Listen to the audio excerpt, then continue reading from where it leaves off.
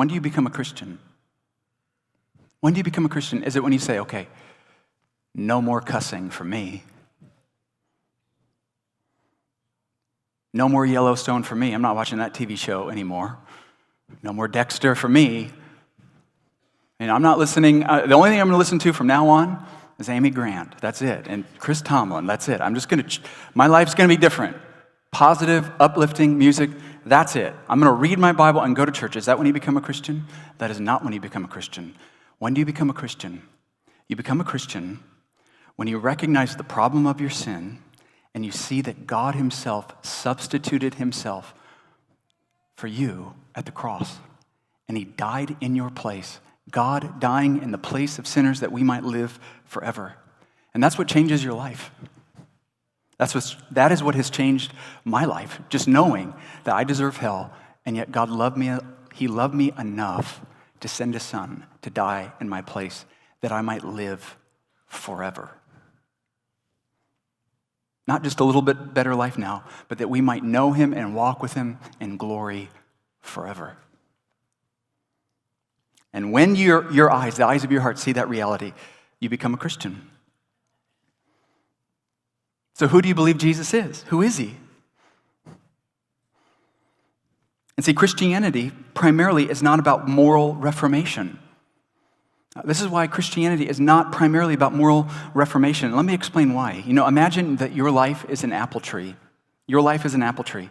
And the first year you get apples, you eat some apples, and you're like, those are pretty good. I like it. Those are good. Year 2, you get some apples, and you like, they're pretty good, but you have some bad ones in there. Year 5, you're like, I'm kind of sick of these apples. I really don't like them. Your life keeps going on. You eat more apples. You're like, I kind of feel sick because of the apples. I need something different. No more apples.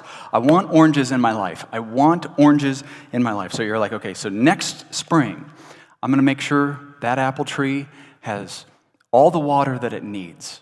So you start watering the apple tree, and you start dealing with all the bugs. Just get rid of the bugs that hurt the tree. And I'm going to start to prune the apple tree to get rid of all the branches that aren't going to bear fruit. I'm going to prune those branches. But you start to notice there are no oranges on the tree. So you're like, what's going on? Oh, I know what to do. I'm going to go to the store. I'm going to buy some oranges. And then I'm going to take the oranges and just wrap them around the apple tree. Maybe I'm going to prime the pump. Maybe there'll be some oranges. And that's how most people live their life. They don't like the fruit of their life, and so they try moral reformation. The problem is that it's still an apple tree, and after all your pruning and all your watering, you're still going to get apples. And see, if you want oranges, you need a new tree. And see, Jesus Christ is that new tree.